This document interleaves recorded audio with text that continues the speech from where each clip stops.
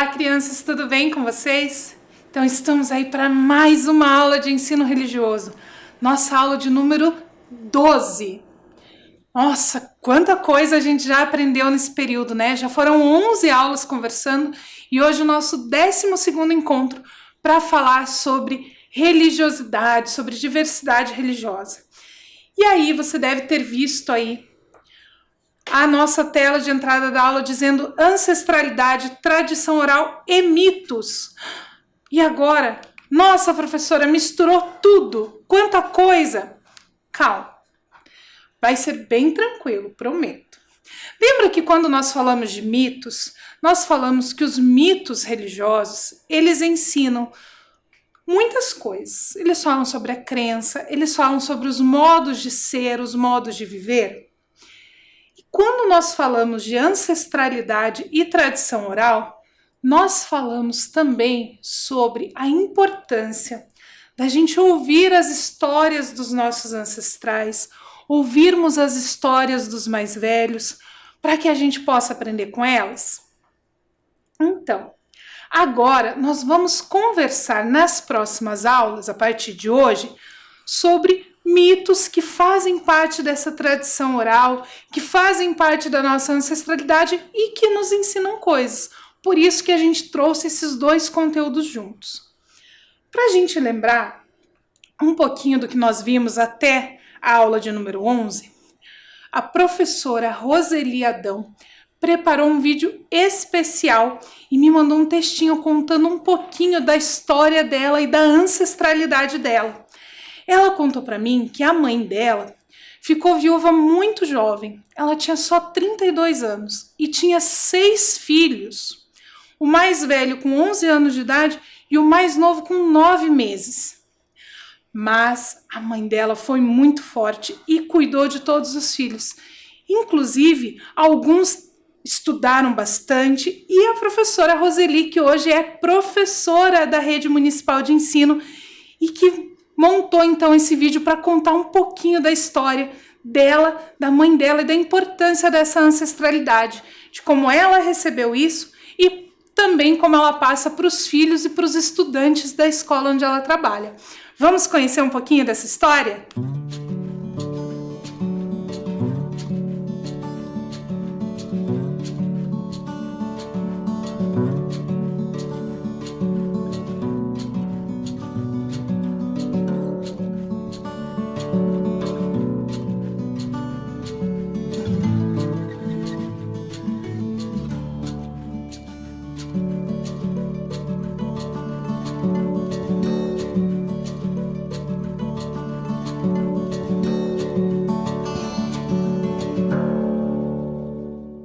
Lindo, não é mesmo? Então agora que a gente já lembrou das nossas aulas anteriores e que a gente já conheceu um pouquinho da ancestralidade lá da professora Roseli, a gente vai passar para a nossa aula de hoje. Nós lembramos lá na aula passada do Estatuto do Idoso, então hoje a gente vai aprender sobre um mito super legal que foi passado de geração em geração. Ele foi passado de avô para o pai, do pai para o filho. Mas para a gente poder aprender sobre isso, vamos separar o material da aula de hoje? Para o nosso material da aula de hoje, você vai precisar do seu material de anotações, lá o seu caderno, o seu lápis, que com certeza já está aí com você. E a gente vai precisar também de uma folha de papel, que pode ser branca ou colorida, lápis colorido, régua, tesoura e cola ou fita adesiva, para a gente poder fazer a nossa atividade de hoje. Que você já deve estar olhando aqui pela mesa e já deve estar desconfiando do que é a nossa atividade, né? Então, vou te dar um tempinho para separar o material e a gente volta com a nossa aula de hoje.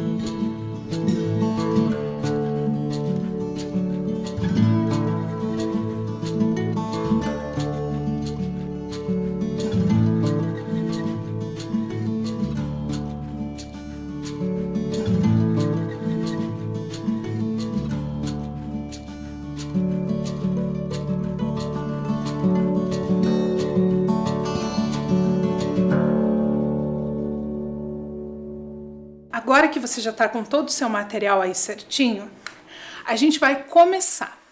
E para começar, a gente vai ficar com uma pergunta que você vai anotar no seu caderno. A pergunta é: de acordo com o povo Maué, de onde veio o veneno das cobras? Você vai copiar essa pergunta no seu caderno e depois da história você vai saber como responder. Então copia lá que eu te espero para a gente começar.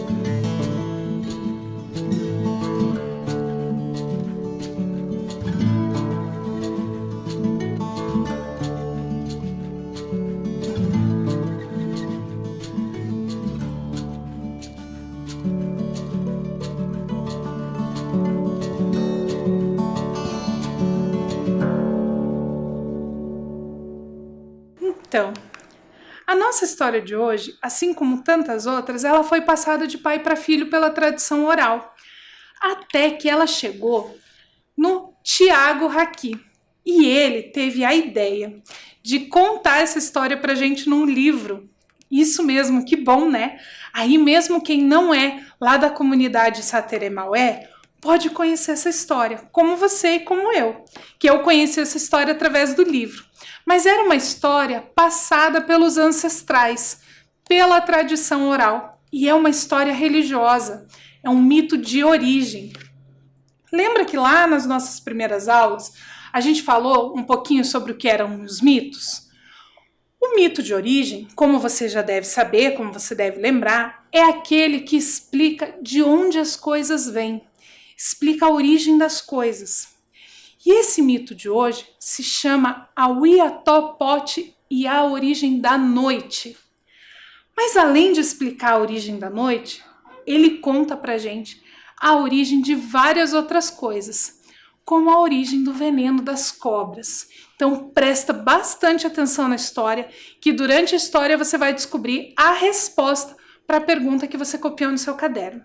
Então, senta aí bem tranquilo e vamos assistir a nossa história Auiatopote e a origem da noite.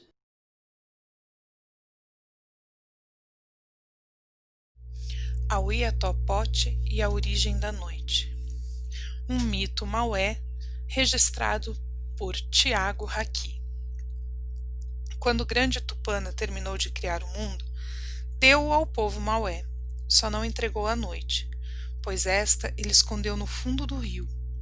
Sabedora do lugar onde a noite estava, a Surucucu, silenciosamente acompanhada de seus irmãos encantados, a usurpou. Assim a velha e brava cobra aprisionou a noite dentro de um caroço de tucumã, escondendo-a no fundo da sua casa, uma caverna no meio da floresta, vigiada pela jararaca, pela aranha caranguejeira, pelo lacral e pela centopeia. Por causa disso, o povo maué vivia sempre cansado, pois o dia nunca chegava ao fim para que eles pudessem dormir. Os índios trabalhavam e caçavam o dia todo, e o sol nunca se escondia para que eles pudessem descansar. Isso significava que eles estavam sempre fazendo alguma coisa. Naquela aldeia, porém, morava a Uiatopote, que por ser guerreiro, valoroso, bom pescador, enganador de curupira, inventor de sonhos brabos, foi incumbido pelo Paini de achar a noite. A Uiatopote chamou seu povo e despediu-se. Pegou seu arco feito de paxiúba, madeira que não quebra fácil, e também suas flechas, belas flechas certeiras, com as quais a Uiatopote tinha matado muita caça para saciar a fome de seu povo. Assim, o bravo guerreiro seguiu pela floresta dentro para resgatar a noite, a fim de que os maués pudessem dormir, descansar e assim sonhar. O destemido guerreiro passou muito tempo caminhando até chegar à caverna onde Surucucu guardava a noite. Da entrada ele falou: Surucucu velha, eu vim buscar a noite para o meu povo. Aqui deixo em troca o meu arco para poder caçar e pegar o que desejar comer. Surucucu olhou o guerreiro e respondeu: Infelizmente não posso aceitar o seu arco. Como vou poder fazer uso dele? Não tenho mãos. Não quero seu arco nem suas flechas. Volte para o seu povo. A noite continuará comigo. O valente Uiatopote, embora não tivesse desistido, retornou à sua aldeia. Muito tempo depois, voltou à casa da Surucucu, levando em seu paneiro uns inhapé, uma espécie de chocalho que o povo maué utiliza em noite de festa para chamar os espíritos bons da floresta. Surucucu de longe viu a Uiatopote chegar. Aqui estão esses inhapé que lhe trago. Amarre-os em sua perna para enfeitá-la e você ficará muito bonita e poderá dançar chocalhando. Surucucu olhou para a mão do Uiatopote e respondeu: Não tenho pernas. Não vê que me movo arrastando o corpo? Mas pode amarrá-los em meu rabo. Ficará bonito. A Uiatopote amarrou os chocalhos no rabo da Surucucu e, a partir de então, toda vez que a cobra fica brava, com vontade de morder, ela balança o rabo, fazendo shh, chocalhando, para avisar que está por perto. A Surucucu gostou do presente, mas mesmo assim a esperta não entregou a noite ao Uiatopote. O valente guerreiro voltou para sua aldeia e, depois de um tempo, voltou trazendo pote de veneno. Surucucu, eu lhe trouxe veneno. Me dá a noite. Ai, de veneno que eu preciso. Por isso vou lhe entregar a noite, respondeu a cobra. Então a Surucucu chamou seus parentes encantados e dividiu com eles o veneno. Apenas 2 de suas irmãs não receberam, a Cutimbó e a Caninana. As 2 eram bravas e estavam brigadas com a velha e brava cobra. Ela entrou na caverna e teceu uma cestinha de inhambé cipó grosso e resistente da floresta. Colocou a noite dentro e entregou ao Uiatopote. Os parentes de Uiatopote, que assistiam a tudo escondidos no meio do mato, quando viram ele sair com a cesta da casa da Surucucu, foram logo ao seu encontro perguntando: O que tem dentro da cesta? É verdade que é à noite? É verdade, respondeu ele. Mas só podemos abrir quando chegarmos à aldeia. Foi a Surucucu que me deu essa orientação. Ah, mas os parentes da Uiatopote não resistiram à curiosidade e, de tanto insistirem, ele acabou abrindo a cestinha. Da cesta de inhambé, feita pela Surucucu, saiu a primeira noite. Os companheiros da Uiatopote ficaram apavorados e correram para bem longe. Como tinha ficado sozinho no meio da noite, o guerreiro pôs-se a gritar: Tragam a lua! Tragam a lua! Está muito escuro, não consigo ver nada. Os parentes da Surucucu que estavam por perto ouviram o grito e no escuro cercaram a Uiatopote. A jararaca, que é irmã da Surucucu, mordeu o dedo do pé do Uiatopote. Ele sentiu dor e gritou, mas reconheceu a jararaca. Conheço a sua mordida, sei quem você é. Meus parentes vão me vingar. A Uiatopote morreu por causa da picada da jararaca. Mas a Uiatopote era guerreiro, valoroso, bom pescador, enganador de curupira, inventor de sonhos brabos. E foi pela sua esperteza que dias atrás, antes de voltar à casa da Surucucu, já prevendo algo, fez um trato com um parente seu. Caso ele morresse, o parente deveria ressuscitá-lo. Assim, quando soube da morte, esse parente foi ao seu encontro, pegou seu corpo e banhou com folhas mágicas da floresta. A Uiatopote ressuscitou e viu o clarão do dia. Percebeu que a noite tinha acabado. Voltou para a aldeia e pegou potes e mais potes de veneno e levou para Surucucu. Chegando lá, ele disse: Desta vez quero noite grande, a noite em que podemos dormir e sonhar à vontade, inventar nossos sonhos e descansar nossos corpos. A outra noite foi muito curta. Não quero mais. Por isso trouxe muito veneno. Surucucu, que havia gostado do veneno e queria mais, pegou a noite e, para que ela ficasse maior, misturou genipapo com todas as imundícies que encontrou. A grande noite dada aos maués foi feita de imundície, e é por isso que à noite sentimos tantas dores no corpo, a boca fica amarga e mal cheirosa, temos pesadelos, sentimos medo. Além disso, é nesse período que a coruja gourenta canta anunciando a morte de alguém. A Uiatopote retornou à sua aldeia, levando dentro do cesto a grande noite. E aí, o que você achou dessa história? Super legal, né? Esse mito de origem da noite, de origem de tantas outras coisas. Então, segundo esse mito de origem, o mundo, assim como todas as outras coisas, foi criado por Tupana. E assim como você, eu fiquei com essa interrogação na minha cabeça. Tupana, a gente sempre ouve nas histórias indígenas falar em Tupã, que seria esse espírito, essa força de criação. E Tupana é a mesma coisa, só que na versão feminina, porque a terra e as coisas são consideradas mães, e a mulher tem uma importância muito grande dentro dessas culturas, dessas comunidades. Então, Tupana seria essa força criadora numa versão feminina, numa versão mulher. Então, Tupana criou o mundo e todas as coisas e escondeu a noite. E aí a gente descobriu, ouvindo essa história, que a origem da noite foi justamente porque os indígenas, o povo maué, precisava descansar. Ficar o dia todo, a noite toda, com o sol forte, trabalhando, estava deixando o povo muito cansado. Então o Uiatopote, que é aquele guerreiro, foi buscar a noite. E buscando a noite, a gente descobriu a origem do veneno de alguns animais. Você lembra quais eram os animais que apareciam na história?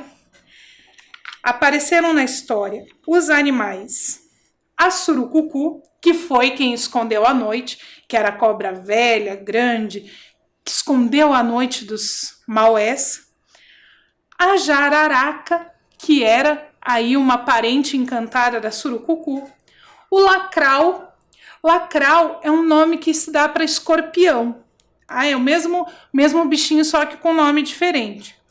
E a aranha caranguejeira e um tipo de centopeia que também é venenosa. E você lembra na história que teve duas cobras que não conseguiram veneno? Que foram a caninana e a catimbau, que eram cobras muito diferentes aí, que brigaram lá com a Surucucu e por isso elas ficaram sem veneno. Então, essa história nos conta que a origem do veneno desses animais está associada à origem da noite. Eles conseguiram o veneno para trocar pela noite que a surucucu tinha escondido. Agora você já sabe como responder a pergunta do começo da aula, não é? Mas aí, no meio dessa história, ele também contou pra gente a origem de uma coisa que eu tenho certeza que você já percebeu. Como agora é de manhã cedo, se você já escovou o seu dente e já tomou café da manhã, você não vai perceber aí do que eu tô falando. Mas se você ainda não fez essas coisas, ou amanhã de manhã, quando você acordar, você pode fazer que nem ali na imagem, ó. Coloca a mão assim na frente do nariz e assopra. Você vai ver que de manhã cedo todo mundo acorda com mau hálito, que a gente costuma chamar de bafo. E aí na história da origem da noite a gente descobriu por que, segundo o povo Sateré Maué, que nós temos bafo de manhã, que foi a forma como a surucucu achou para deixar a noite longa o suficiente para a gente descansar. Ela misturou jenipapo e todas as imundícies que ela encontrou. E essas imundícies, além do nosso bafo de manhã, deram origem ao medo que nós sentimos durante a noite, ao medo do escuro que muitas pessoas têm. E não é vergonha ter medo do escuro, não é vergonha ter medo da noite. Isso é normal. Todo mundo já passou por isso em algum momento da sua vida. Isso acontece. Mas a gente vai aprendendo e vai conversando com a nossa família, com as pessoas adultas que moram com a gente, e acaba descobrindo que a noite não tem nada de errado, nada de ruim. Mas, segundo o povo Sateré Maué, o medo que nós sentimos à noite também vem dessas imundícies que a surucucu misturou lá para deixar a noite mais longa. Além disso, essa imundície também deu origem aos nossos pesadelos, aqueles sonhos ruins que aparecem de vez em quando, aqueles sonhos que fazem a gente acordar assustado ou às vezes até correr para a cama dos adultos. Não é vergonha nenhuma isso acontecer. Eu também já fiz isso quando era criança e eu tenho certeza que os adultos que moram aí com você também têm pesadelos de vez em quando. Os pesadelos são uma resposta natural do nosso corpo, mas para os Saterés Maués, esses pesadelos também vêm dessas imundícies que a surucucu misturou para fazer a noite. E agora você deve estar se perguntando, puxa vida, professora, você falou tanto do Sateré Maué hoje, na história falava do Sateré Maué, mas quem são os Saterés Maués? Então, Sateré Maué é um grupo indígena do tronco tupi, que mora no norte do Brasil. Hoje, estima-se que hajam apenas 170 representantes dessa etnia indígena. Você já deve ter escutado na aula de história ou até mesmo nas aulas de ensino religioso, de geografia, que antes dos colonizadores virem para o Brasil, nós tínhamos aqui pelo menos em torno de 500 etnias indígenas. Eram muitos grupos, mas que eles foram diminuindo com o passar do tempo, por várias questões. E o povo Sateré Maué, então, que era um povo bastante grande, hoje tem por volta de 170 representantes da etnia. E nós vamos ver um vídeo que mostra uma aldeia, uma comunidade, onde moram mais ou menos 40 Sateré Maué. Vamos assistir juntos? Então presta atenção lá no vídeo.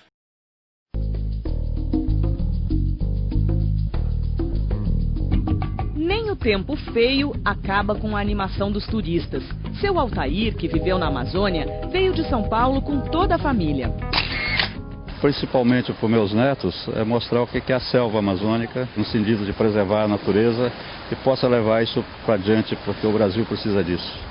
Sábado pela manhã, praia de Ponta Negra, é grande a movimentação de turistas. Eles estão deixando Manaus para trás para conhecer as belezas da floresta tropical. E nós vamos também. São 2 horas de barco de turismo ou 50 minutos em lancha rápida até um dos mais antigos hotéis de selva da região de Manaus, a cerca de 60 quilômetros da capital, erguido no nível da Copa das Árvores, em Iranduba. Apesar de promover o turismo ecológico, foi multado por crimes ambientais em 2009, mas não perdeu a licença de funcionamento porque está corrigindo os erros. Os turistas se encantam com os pássaros, jacarés, macacos de cheiro, todos em liberdade. Os passeios pelo rio Ariaú, afluente do Rio Negro, mostram margens de vegetação exuberante que abrigam várias formas de vida. Revelam também o modo de viver dos ribeirinhos. Em meia hora se chega à terra do Sateré Maué.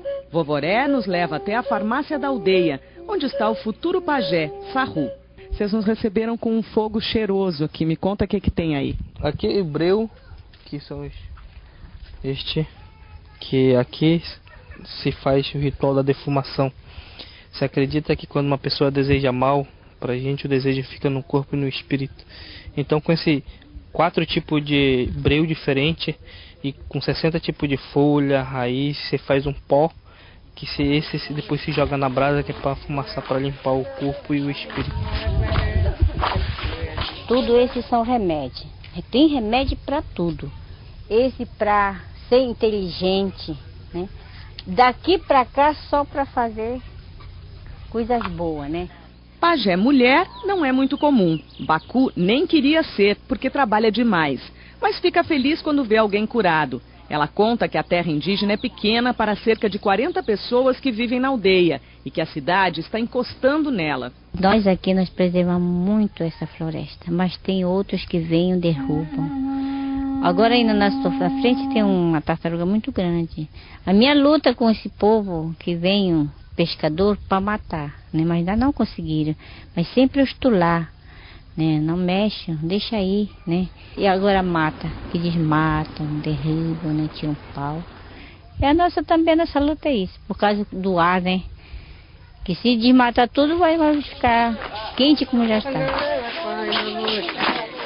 Os Sateré Maué vivem principalmente do artesanato e mantêm rituais como o da tocandeira. Na passagem da adolescência para a vida adulta, os meninos colocam a mão numa luva como esta e aguentam as picadas das formigas. Os Sateré Maué foram os inventores da cultura do Guaraná, domesticando a trepadeira nativa da Amazônia, que hoje é produto de exportação. A novidade na aldeia Sarruapé é que eles não querem mais depender das agências e hotéis para receber os turistas. Já tem telefone e barco para buscar os visitantes em Manaus. Ver uma cultura diferente, uma cultura forte, que é o povo sateré. Então a farmácia com remédio tradicional, a escola que ensina o sateré, então rituais, as danças, então ganham em cultura, eu acho, né?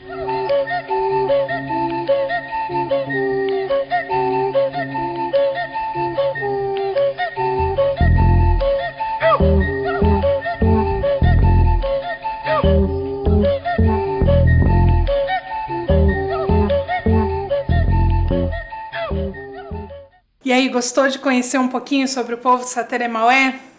Super legal, né? E vocês viram no vídeo que tem uma curiosidade? Naquele grupo, a pajé é uma mulher? Super bacana, né? Normalmente nós vemos nas histórias e nos vídeos pajés homens. Mas nessa comunidade específica que apareceu aí nessa reportagem, a pajé era uma mulher. Super legal, né? A gente perceber essa relação também dos indígenas com a natureza, a importância das ervas, das plantas e de tudo que envolve ali a vida cotidiana deles. Isso é importante porque uma diferença muito grande que nós temos entre a religiosidade indígena e a ocidental ou a oriental é justamente essa relação entre a religiosidade e o cotidiano. É muito comum, principalmente nas religiões ocidentais, nós termos uma diferença entre a vida religiosa e a nossa vida secular. Lembra que nós já falamos sobre a palavra secular, o que ela quer dizer? Que é o nosso dia a dia, nosso cotidiano, aquilo que não tem relação com a religiosidade? Pois então, nós temos momentos para a religiosidade dentro da cultura ocidental e momentos para a vida secular. No caso dos indígenas, essa separação entre o que é religioso e o que é secular, ela não existe, porque a sua espiritualidade está relacionada com a natureza. E a natureza faz parte de toda a sua vida, do seu dia a dia, de todas as suas ações. Tudo tem alma, tudo tem espírito, as plantas, os animais, os rios. Tudo isso faz parte dessa religiosidade, dessa espiritualidade indígenas. Por isso a gente não tem essa separação entre o que é secular e o que é religioso. E essa diferença é muito importante para a gente entender também as relações e a importância da preservação do meio ambiente para esses povos. Um exemplo muito claro que a gente tem num dos textos do Daniel Munduruku é quando ele fala de fazer xixi no rio. Provavelmente, se você já foi nadar num rio, você já deve ter visto alguém fazer isso. Às vezes até a gente, entrou na água gelada, dá aquela vontade de fazer xixi e acaba fazendo dentro do rio. Mas o Daniel Munduruku, num dos seus textos, chama a nossa atenção para a seguinte questão. O rio está vivo. O rio também tem espírito, o rio também tem alma. E como que a gente faz xixi numa coisa que está viva? Então, para os indígenas, essa preservação do meio ambiente tem uma relação muito forte com o seu cotidiano, com o seu modo de viver, mas também com aquilo que ele acredita, com a sua espiritualidade. E falando aí, nessa questão da espiritualidade, na nossa história da origem da noite, como que Tupana criou tudo e como que a Surucucu, muito esperta, escondeu a noite. A nossa atividade de hoje vai ser produzir uma surucucu. Isso mesmo. A gente vai fazer uma surucucu igual a essa aqui. Eu fiz essa pequenininha que vocês vão aprender a fazer, mas eu trouxe uma bem grandona para mostrar um segredo dessa cobra para vocês. Vocês viram na história que a surucucu falou que ela não podia ter arco e flecha e nem o chocalho de pendurar na perna, porque ela não tinha braços, mãos, pernas e pés. Se ela não tem nada disso, como que ela se locomove? Se arrastando pelo chão. E lá na floresta, o que tem no chão? Folhas secas, galhos secos que caíram das árvores. Então, quando a surucucu anda se arrastando, ela faz barulho de folha seca. E essa surucucu que a gente vai fazer, quando a gente mexe ela, quando ela vai andar, ela faz o barulho das folhas secas. Ela faz o barulho, ó. Vou pôr aqui pertinho no microfone para vocês ouvirem. O barulho das folhas secas com a barriga dela arrastando pelo chão. Quer aprender a fazer essa surucucu? Então pega aí o material que você separou e presta atenção no vídeo que a gente vai assistir agora.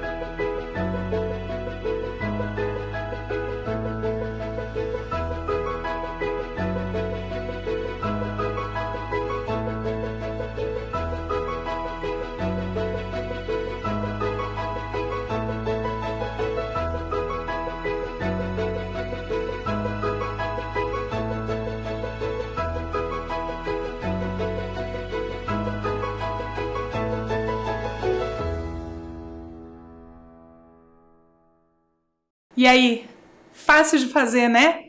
Parece complicado quando a gente olha ela aqui, mas é bem simples, bem fácil. E eu tenho certeza que você vai fazer uma surucucu super legal aí para você brincar na sua casa. E além da surucucu, agora que você já ouviu a história, você já ouviu a explicação, você pode responder lá no seu caderno aquela pergunta do início da aula. Lembra da pergunta? De acordo com o povo Maué, de onde veio o veneno das cobras? Então, agora você pode responder lá no seu caderno. Mas eu não vou ficar aqui esperando você responder, porque eu tenho certeza que você vai escrever um texto super legal. Nós vamos agora pensar nessa história que a gente aprendeu. É um mito religioso que traz a ancestralidade indígena, certo? O que nós vamos combinar agora? Nas próximas aulas, eu vou trazer em cada aula um mito ou uma história de uma religião diferente, para nós encontrarmos um ensinamento dentro dela.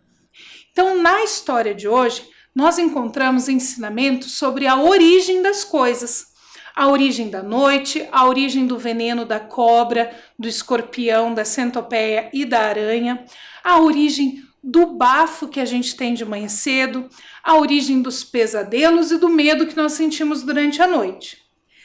Na história da semana que vem, a gente vai descobrir outros ensinamentos importantes para alguma religião, para alguma cultura. Hoje nós fechamos, então, esse mito de religiosidade indígena, mas na próxima aula a gente vai trazer uma outra história que faz parte da ancestralidade, foi passada pela tradição oral e que vai mostrar pra gente algum ensinamento super bacana, combinado? Então, essa semana nós ficamos por aqui, encerramos a nossa aula. Lembrem de lavar as mãos, tomar bastante água e nos encontramos na semana que vem para aprender uma nova história de ancestralidade e tradição oral e que traz muitos ensinamentos. Fiquem bem, até semana que vem.